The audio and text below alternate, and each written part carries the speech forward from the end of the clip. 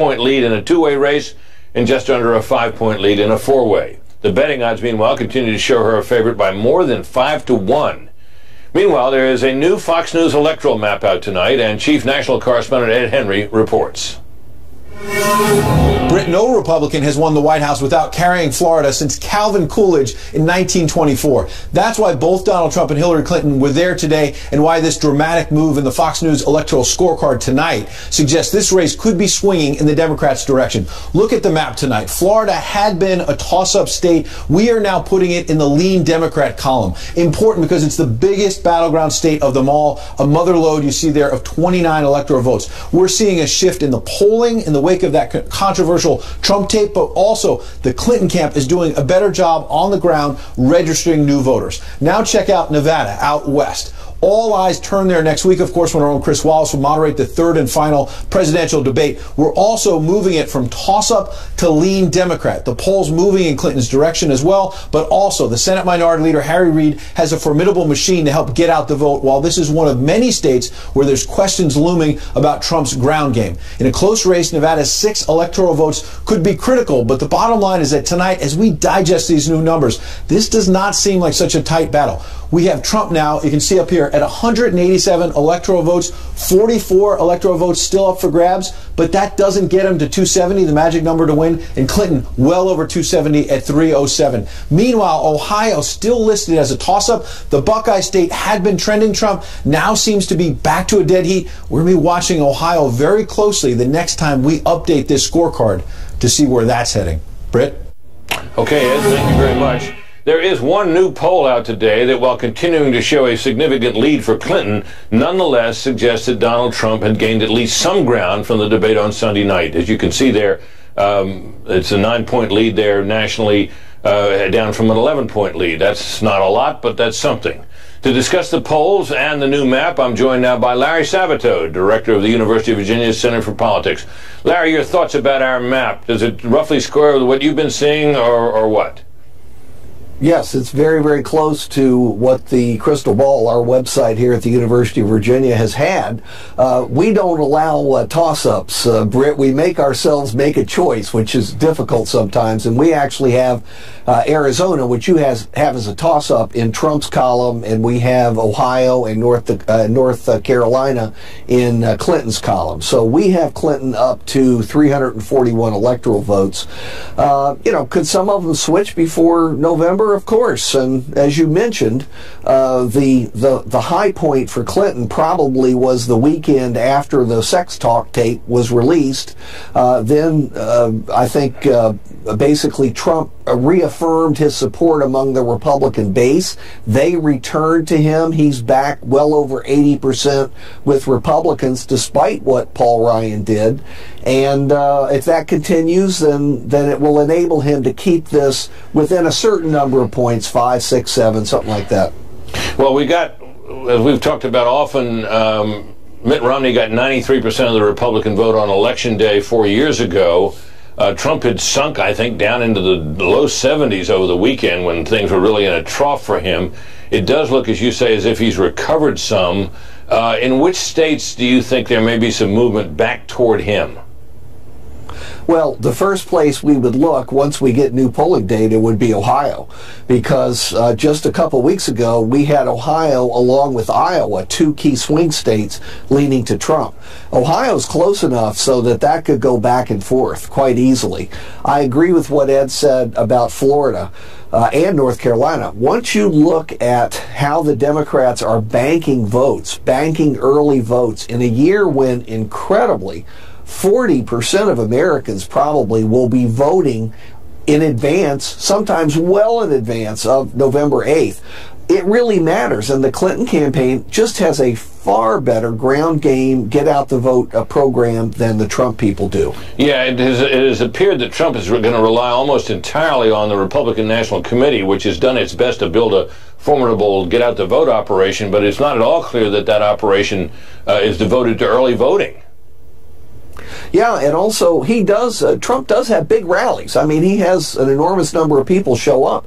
But people who've been there have told me that sometimes they don't organize them very well to go out and canvass neighborhoods and to compensate for the fact that Trump has not invested the money in a GOTV, get out the vote program, the way the Clinton people have. Yeah, and I had a phone conversation with Mr. Trump not too many weeks ago, in which I suggested that you do need a ground game to win a general election. And he said, "Well, I do rallies." And then he explained to me how big his rallies were, something that I kind of knew because I'd seen a lot of them, and we've certainly seen these extraordinary photographs pictures when they show the size of the crowds. They've been huge. I guess the question is whether you use those rallies to have people on hand to sign these people up and get them to canvass, get them to do all the things that a ground game requires. And there's been some sign that they're doing that, but I guess we'll find out soon enough, won't we? We sure will. 28 days to go, and I don't know about you, but I'm trying to count them quickly. We're all exhausted in the political community. Yeah, this has been a long year, and in my particular case, taking over all of a sudden just a few weeks ago to do this for the balance of the election, it's been arduous. But Larry, always good to see you. Thanks for coming on. Thank you so much, Brett. This morning, Donald Trump seemingly set aside his fight with Hillary Clinton and instead took aim at his own party. In a series of angry tweets, Trump lashed out at Republicans who have distanced themselves from their nominee. Fox's campaign Carl Cameron is in Panama City Beach, Florida, where Mr. Trump has a rally later this evening. Carl? Hi, Brett. Well, Mr. Trump was down in Texas for a couple of closed fundraisers, and he's been very adroit at using Twitter and social media on days when he's not going to have dayside campaign events, and today was one of them. And he made a heck of a lot of noise, and he went very, very hard after the House Speaker, Paul Ryan. One of his earlier tweets today was, and I'm quoting here, "Our very weak, ineffective leader, Paul Ryan, had a bad conference call where his members went wild at his disloyalty." This was the conference call in which Paul Ryan said that he would no longer talk about, wouldn't campaign, but would maintain his endorsement for Donald Trump. We've talked to a number of people who were on that conference call, and indeed there were some people who were very angry, but particularly from battleground states, many of the members, Republicans all, on the call, were concerned that Trump's numbers appear to be eroding and it could bring down ballot candidates, and that's what the concern was.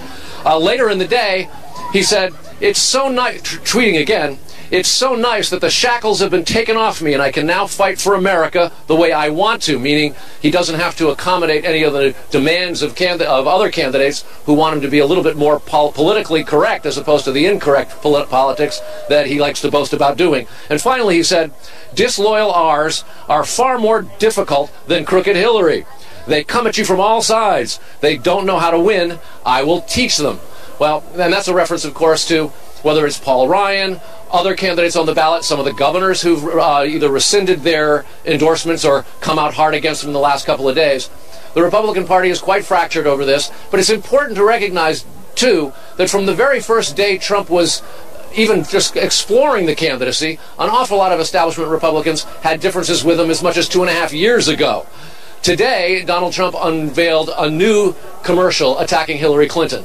It starts out saying that she was a failed Secretary of State and shows video from a variety of hotspots, particularly in the Mideast around the world. And then it makes a turn, and it shows video of Hillary Clinton stumbling around wobbly with her pneumonia recently, as well as her wearing the dark sunglasses that she wore when she testified before the Benghazi committee, having had a concussion back in 2013. And he says that she doesn't have the fortitude, doesn't have the stamina to be president. So, campaigning the way he wants to, he's making in a paid TV commercial Hillary's health an issue, something that he's talked about a great deal. Now he's spending money to advance that thought. Brett? Carl, Steve Bannon, who is now officially the campaign manager, but who was not that as far as we knew last year, is saying in a story that was published this evening in the Daily Beast that he, in fact, was the campaign manager all along, that he's been that since 2015. You've been following this campaign. Did that appear to you to be the case? Right. Well, Steve Bannon, when he was the boss of Breitbart, and really an icon of the alt-right movement and pushing hard on conservative news, was saying things to advise Donald Trump back then. Now, as the CEO of the campaign, much different. He's far more quiet. We heard a lot from him when he was working for Breitbart. He's a lot harder to reach as the CEO of the Trump campaign. It's really worth noting, Britt, that a lot of the campaign problems that Trump has experienced comes from the constantly revolving management he's had prior to Bannon and, of course, Kellyanne Conway, his campaign manager. Prior to that, one of the problems they're still dealing with is every time a senior official was dismissed, someone else would come in and be afraid to follow through on the things that the person who just got bounced were doing. So it's like if they're radioactive, maybe their work is. That has inhibited their organization. That has inhibited their messaging. Now it's been steady for a while, and Trump's much more competitive than he was when there was a sort of a revolving door of advisors and managers, and the campaign was much more undisciplined. Now that he's sort of campaigning as he wants, it's going to be free-for-all, but he does still have the same team now for the last 3 months, which is something that he didn't have for the entirety of the previous 8, 9, 11, 12 months. Okay, Carl, thanks very much. The Clinton campaign has rolled out a blast from the past to help with millennials, apparently. Al Gore, Bill Clinton's former vice president and the 2000 Democratic presidential nominee, has hit the trail for the first time this election cycle. Fox News correspondent Jennifer Griffin is in Miami, where Al Gore and Hillary Clinton spoke earlier. Hi, Jennifer. Hi, Britt. Well, it took global warming to get a warming between these two former political foes. It was absolutely surreal as they walked out onto the stage together today here in the building behind me here in Miami. Not a lot of contact between the two as they walked out. Remember, Al Gore did not endorse Hillary Clinton until recently. He didn't attend the Democratic convention. They each spoke today for exactly 23 minutes each. It was a carefully orchestrated campaign appearance, negotiated, we're told, by her campaign chairman, John Podesta, who really cares quite a bit about climate change and knows they have an enthusiasm gap among millennials. About a decade ago, Al made a movie called An Inconvenient Truth. Now, maybe some of you have seen it, but if you haven't, I hope you'll watch it tonight. Now, it doesn't have a lot of special effects, but it does have a lot of drama. And here's the main message. Climate change is real. Al Gore, for his part, talked about rising tides and the threat to Florida's coastline, but his real message was a reminder that a vote for a third-party candidate could lead to unintended consequences, as it did for Gore in 2000 when he lost by 537 votes. Then Green Party candidate Ralph Nader received more than 97,000. Your vote really counts. A lot.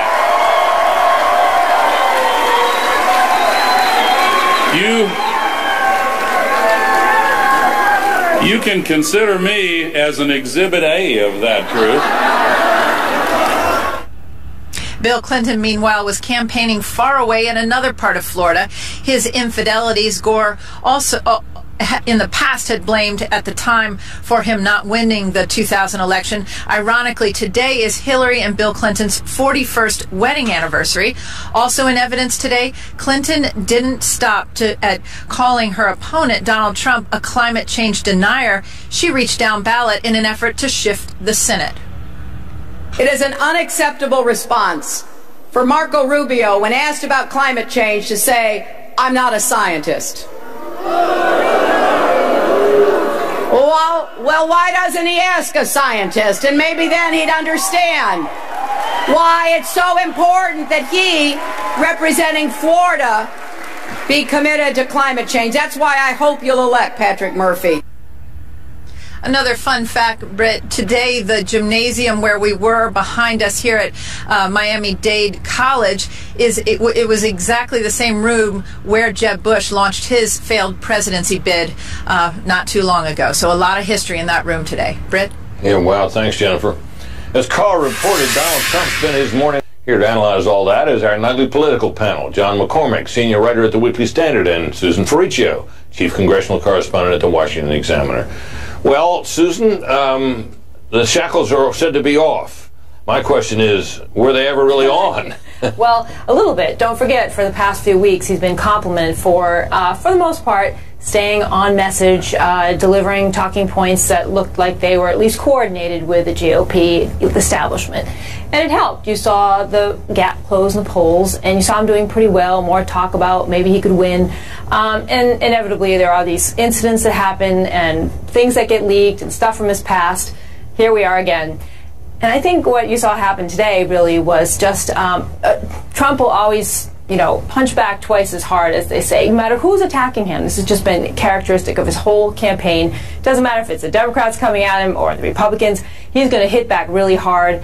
That's what he's doing by going after Paul Ryan, anyone down ballot who doesn't support him, because what matters to him is winning his movement, his 40%, not the party. It's about him and the people who follow him. Well, from what I can see, John, this stuff thrills his core supporters, but surely he knows that he's going to need to reach beyond his core support in order to win the election. Do you think he thinks that attacking Paul Ryan and other Republicans is going to win more votes for him that he doesn't already have? He has to know this can't help him at all. So, I mean, there are two explanations for this. One is, Susan said, it's just his personality. When he feels slighted, he's going to hit back. Two, if you look at the polls, he's on track to lose. He wants to have a rationale, an excuse for why he lost. He's going to blame congressional Republicans. What's really interesting here is that Paul Ryan didn't even unendorse Trump. You know, this is all about him saving the House majority, because that might be the only thing stopping Hillary Clinton from getting her wish list. I mean, if Democrats get the House, if they nuke the filibuster, you're talking about single-payer Canadian-style health care. You're talking about unlimited taxpayer funding of abortion for any reason. That's what the Democrats really want.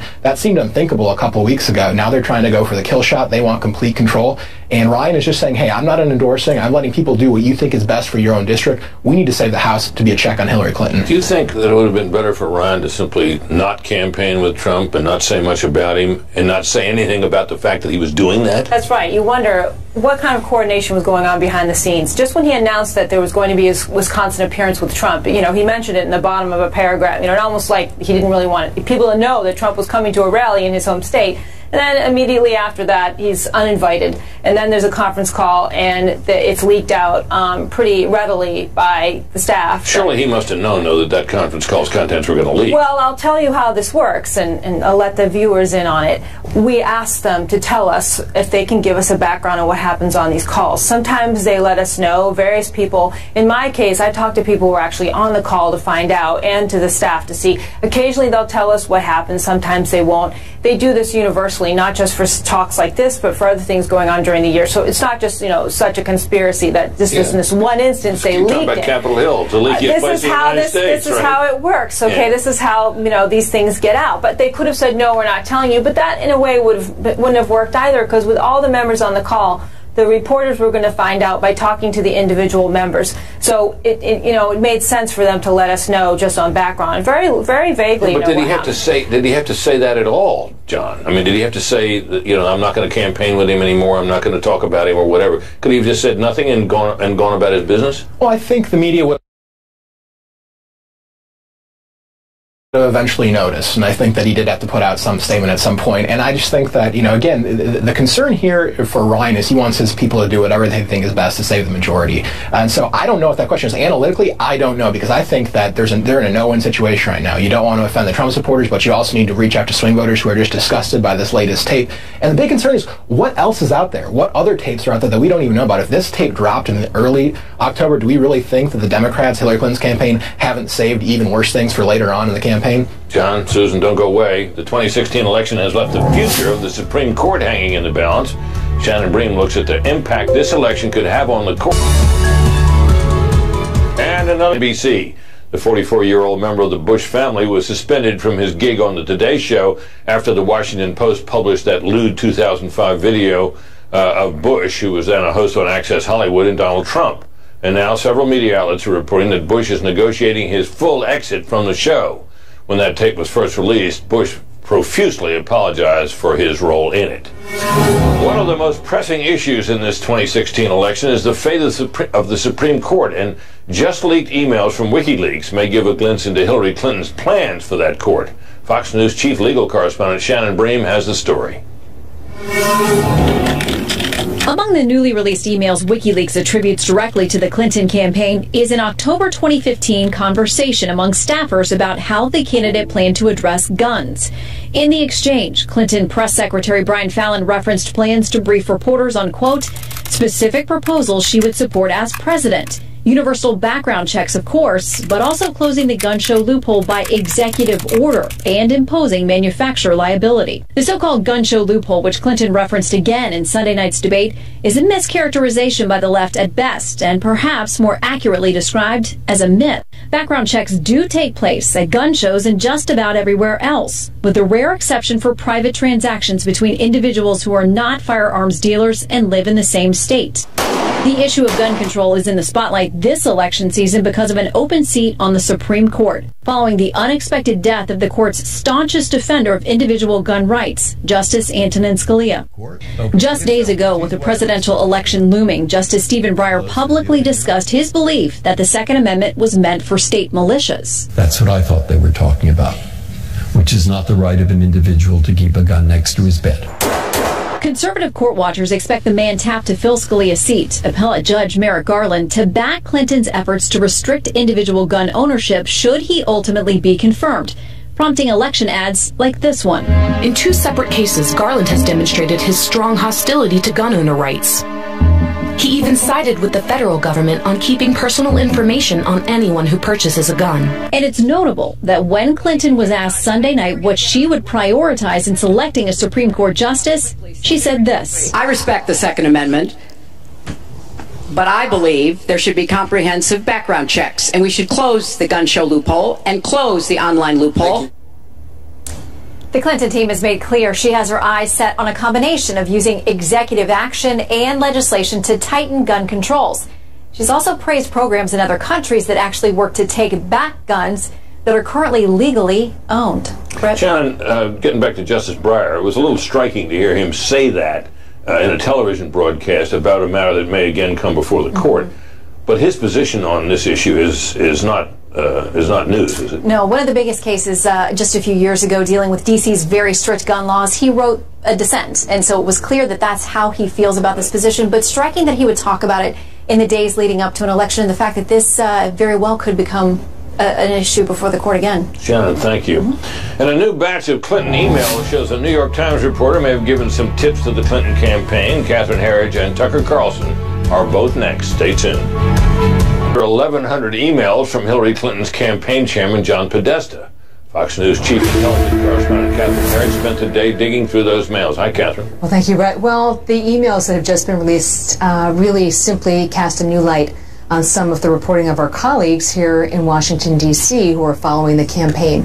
And there's a series of exchanges with the reporter John Harwood, who you know from CNBC, also the New York Times, where he's really laudatory about Clinton's appearance and her performance in these interviews. He at one point says she had a very strong performance to her campaign chairman. He's writing this to John Podesta in an email, that's correct? That's right. Very strong performance. There's another email where he says her interview with NBC's Andrea Mitchell was much more comfortable and relaxed than a previous interview with CNN. And it does appear to be a crossing of the line in terms of the communications with the campaign. And what else did you learn about relationships between journalists and the Clinton? Well, there's another email from Donna Brazil, who wears a couple of different hats. She's now interim chair of the DNC, and she also is a commentator for CNN. And in an email to the Clinton team. Now, what role was she in this at this point? Was if my memory is correct, she would have been in the CNN commentator's role and had not yet taken on. She didn't have an official role at the DNC at this time. But she's very involved, as you know. She's very plugged in. She's a long time with the Democratic DNC. Party operative for sure. The email is entitled "Sometimes I Get the Questions." Every once in a while in advance. What was that in reference to? That was in reference to the body of the email, where she writes to Jen Palmieri, who's head of communications. There's a question here that I think may be a little problematic, and she goes out to list the question. Now she's talking about the questions that are for a forthcoming town hall on CNN. Right. That's correct. And she's at CNN and hears about this and puts the word out about this subject. She passes it along to the Clinton campaign. Now, if you look at the transcript from the town hall, it's not exactly verbatim, but it's very, very close, and I think at the very least you could say they tipped them off in advance to the topic and the framework that they would be facing in that town hall. Wow. Anything else? Well, there's also another email from 2015, a well-respected New York Times reporter. I just want to make sure I say the name correctly here. Mark Leibovich. Yeah, who wrote a very well-received book about Washington. Was very tough on the institutions and to some extent the media. That's correct. Well, let's pull up just one of the quotes here because you can see for yourself. He's pushing out some quotes to the Clinton campaign, allowing them to veto what will be used. And it says, I wanted the option to use all, that's a reference to the quotes, and you could veto what you didn't want. That's why I selected the 5 or 6 that I sent to you. I mean, as you know from your decades of experience, it's unheard of to give the subject of your story veto over what the quotes are. It's just not done. That is unusual.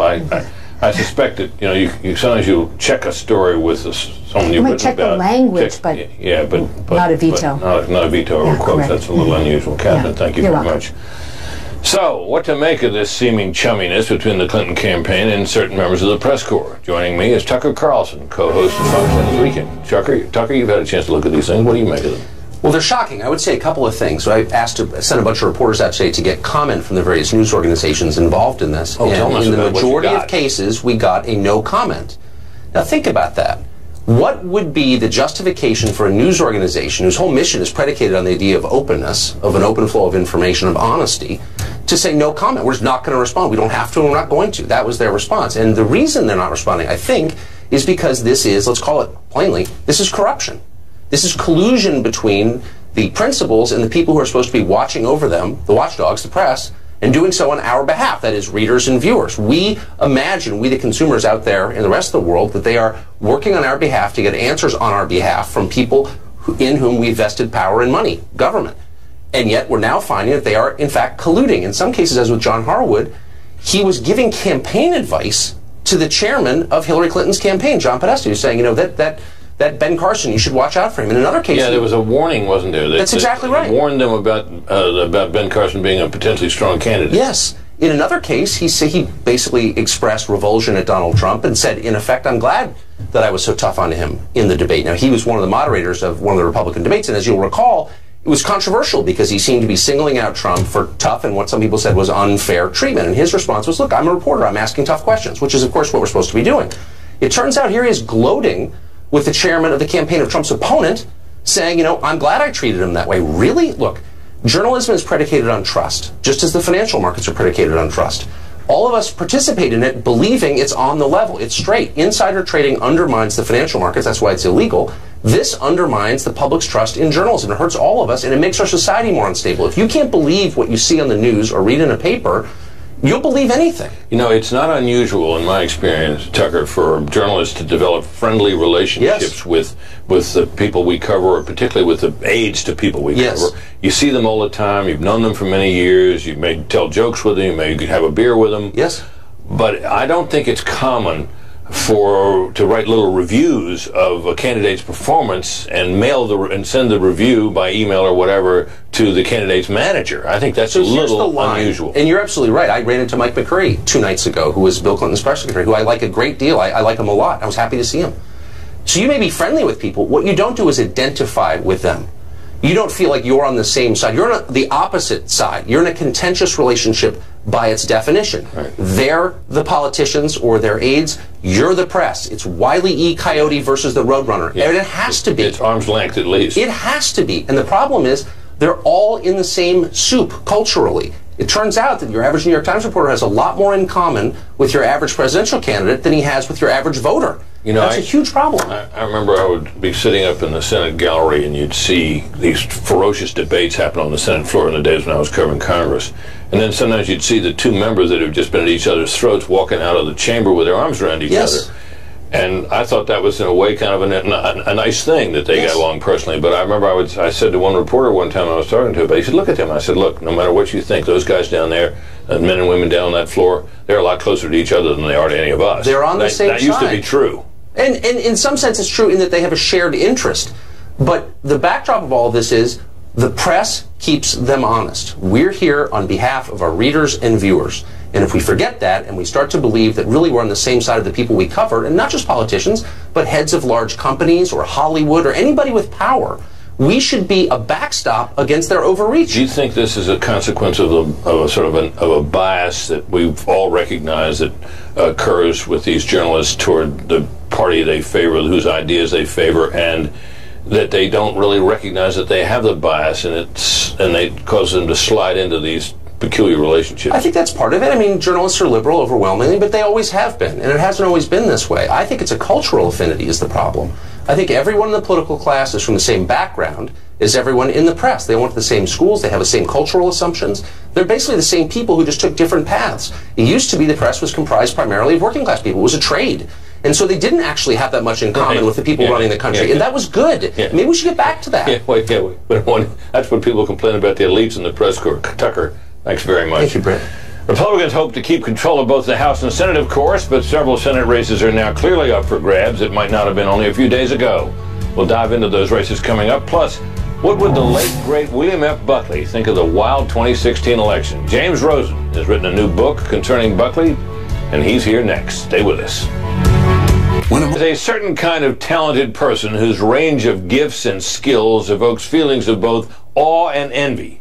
Such a person is my Fox News colleague James Rosen, who can draw, who can do impressions, and yes, write superbly well. His latest book is called A Torch Kept Lit, Great Lives of the 20th Century. It is a collection of writings by William F. Buckley himself, a man of many gifts, much like James himself, who's here. James, nice to see you. Britt, thank you so much. So this book is a collection. What exactly is the nature of its contents? A Torch Kept Lit collects 50 of Bill Buckley's best eulogies that he either delivered at memorial services or published for the towering figures of his time. There's a section on presidents of the United States. There's a section on people from the community of arts and letters. I like to say A Torch Kept Lit is the only place where you're going to find Milton Friedman next to Jerry Garcia of the Grateful Dead. Now, just to pause for a moment, William F. Buckley, whose face you see on the screen there, is the founder of National Review magazine and the father, really, of the modern conservative movement as we have known it, starting in about 1960, as it evolved through the Reagan years up until this year. And and if anyone doubts the range of William F. Buckley's interests, consider that among those, as you mentioned, Milton Friedman, the great economist, many presidents, Buckley was also an Elvis fan. Buckley, who, by the way, once said that the greatest genius who ever lived was Johann Sebastian Bach. Right. He also was an Elvis fan, and he said something striking. He had a profile of Elvis written many years after Elvis's death. I'd like you to read it in Buckley's voice. Well, I'll be honored to do it. Bill Buckley was an Elvis man. He actually wrote a novel about Elvis, and he wrote at Graceland, quote, "There are the gold records he won from the industry, authentic memorabilia of a voice and manner and style that dumbfounded, enthralled, and repelled the largest single musical audience ever got together by a single musical artist." He told me himself that's pretty good. He did? Yes. In 2000. I cherish that. I bet you do. Now, talk to me a little bit about some of the other things in this book that people should look for, because it's full of stuff. A Torch Kept Lit has Buckley summing up the lives of the great figures of the 20th century, people he often knew personally or corresponded with. People like Princess Di and Winston Churchill and Ronald Reagan and MLK and John Lennon and Johnny Carson. In fact, on Johnny Carson, that's one of the eulogies we have in the book, and I'll give a little taste of that in Buckley's voice if I'm allowed. He once confided to a critic that I was the only guest he had ever been frightened of. I don't know what the circumstances of that odd situation were, and the critic didn't pause to ask, and Johnny didn't elaborate, as far as I know. But he was a frequent guest on The Tonight Show, and Buckley, for all of his intellectualism and wit and erudition, could easily coexist alongside people like Rich Little, the impersonator on The Tonight Show. Well, and speaking of impersonators, you do him pretty well. Anyone else from the volume you'd like to give us a sample in Buckley's voice? Buckley wrote an entire book about his friendship with Ronald Reagan. Ronald Reagan said that reading National Review made him into a conservative from a liberal, and he called Buckley the most influential journalist and intellectual of our times. In his eulogy for Ronald Reagan, which was actually written before Reagan had died, but when he was in decline, Buckley wrote, "I have speculated on what I continue to believe was the conclusive factor in the matter of American security against any threat of Soviet aggression. It was the character of the occupant of the White House, the character of Ronald Reagan." Now, just so people will have an idea of just how close you come to Buckley. We have a little Buckley. Let's listen to it. We will explore the question of the future of the GOP and of the conservative movement. There is as little point, I think, in reciting the background of Ronald Reagan as there would be in reciting the background of Jimmy Carter. I suppose it is reasonable to say that they are the two best-known politicians in the country after Senator Kennedy and Richard Nixon. Listen, you stop calling me a crypto-Nazi. Let's stop calling names. You in the goddamn face, and you'll stay plastered. Gentlemen. Senator Goldwater is both a Republican and a conservative, terms which he has not found, or at least not yet found, to be mutually exclusive. God, I love that. Thank you, Britt. Well, you sound just like him. I mean, you really do. You do a great job. But the book, ladies and gentlemen, is good stuff. The pieces are short enough that you can read 2 or 3 of them at one sitting. The writing of James's introduction to each of these is terrific stuff. Great book to give away for Christmas. Great book all the way around. I'm proud to own it. James, thank you very much for coming in. Thank you, Britt. Tight Senate races around the country could change the balance of the Senate. Right now, Republicans have control, but in this election, anything might happen, and we're going to talk about that next. Stay tuned.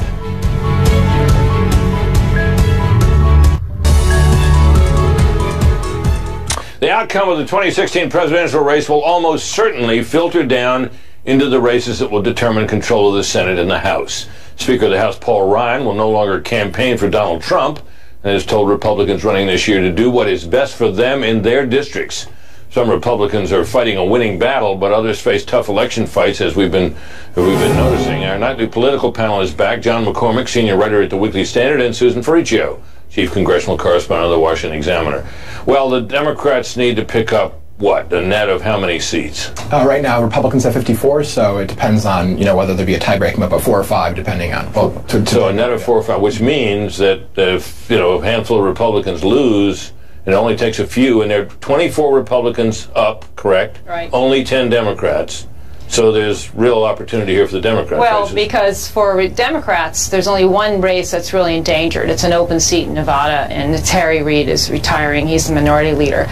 For Republicans, it's really much more risky. You've got more than a half dozen seats that are either toss-up or really endangered. Yeah, Republicans in blue states, right? Well, yeah, or in purplish states, right. So they are endangered in far greater numbers than Democrats. So the idea is that it's likely Democrats will pick up some seats. The question is how many. Will it be enough to turn it into either a tied Senate, where the tiebreaker would go to the White House in that instance, or whether it'll be a Democratic majority or a very slim Republican majority. These are all possibilities. What strikes you as a likely outcome, and which seats do you think are most vulnerable for the Republicans, John? Well, definitely, if you look at the polls, it's got to be these blue state races. Illinois is a really tough state, even in a midterm year. Now it's a presidential year. It's going to be very tough for Mark Kirk to hold on to that seat. Mark Kirk is the incumbent Republican right now. Yeah, he bailed out on Trump early on, right? Very early on, trying to get separation. So in Wisconsin, it's really interesting. I mean, most polls have consistently shown Ron Johnson down. Now, out of the blue this week, we get a poll showing Ron Johnson up 5, another poll showing him down 12. So really not clear based on the polling right now. Yeah. Russ Feingold, he's a former senator. And he's the guy. He's the guy that Johnson beat, right? He's a guy that Johnson. So beat. this is a rematch. So well-known quantities. So that's why I'm so surprised. And the average now shows Russ Feingold, the once incumbent, now challenger, as you can see on the screen there, folks, leading by what, about 2.5, 3.5 points, right? Yes, and if it weren't for that recent poll out of the blue showing Johnson up 5, it would be much worse. So we need to see, is there real movement going on in this race, or is this just an outlier? That's a big question in Wisconsin. Where else, Susan? Well, Kelly Ayotte in New Hampshire is very interesting. She's running against Maggie Hassan, who's the New Hampshire governor. Yeah, popular governor, yes. They're both popular. And, of course, it's a state where, Donald Trump won the Republican primary, and you just had Kelly Ayotte walk back her endorsement of Trump, despite the fact that he does have a lot of followers in the state. She said she had to do so because of her daughter, and she made that decision. Now, Ayotte is up 2 in the Real Clear Politics average, but that's not a lot. And what are there recent individual polls that paint a different picture? Well, and part of the issue too is that the down ticket question here. If Clinton wins New Hampshire, on the earlier map that we were looking at, you had the state leaning looks like she's toward doing well there, yeah. And the same in Florida, where you have Rubio running, leading by a few points. Now, here's where you can have what they call the split ticket, where you have people voting for Clinton as the president. You might have them retaining the Republican incumbent in the Senate. Yeah, he's up. That's Rubio's possible. up about 4.5 points in the average. Does Yes, that sound right to you? yes, and that's still in the danger zone. Right. 4.5 points. What's really interesting, John, last word. What's really interesting in Florida is actually you've seen the breakdown is that Donald Trump is losing Hispanic voters by maybe 20 points or more. Marco Rubio in some recent polling is winning Hispanic voters by 10 points. So I think if that dynamic continues, he should be in pretty good shape. On the other hand, his challenger has low name ID. As it creeps up, it might become an even closer race. John, Susan, thank you very much. Coming up, here's something I really never quite expected. We have mean tweets about mean tweets. I'll read some of them next. Stay with us. Round of viewer feedback from the Twitterverse. First up is Dr. Reasoner, who tweeted, quote, "I think you look younger than anyone has a right to, and it's not often you get to see a journalist who actually knew Walter Cronkite." And it wasn't just Cronkite, as Joseph Howard tweeted, "Brett, don't let the haters get to you. You've outlasted your peers like Huntley and Brinkley, and they were your interns." But Leanne Uribe tweeted, "You look incredible. We had no idea of your age. My 8-year-old said you look around 50. It's true. Keep doing what you're doing." Thanks for that, Leanne, but it seems not all viewers like this segment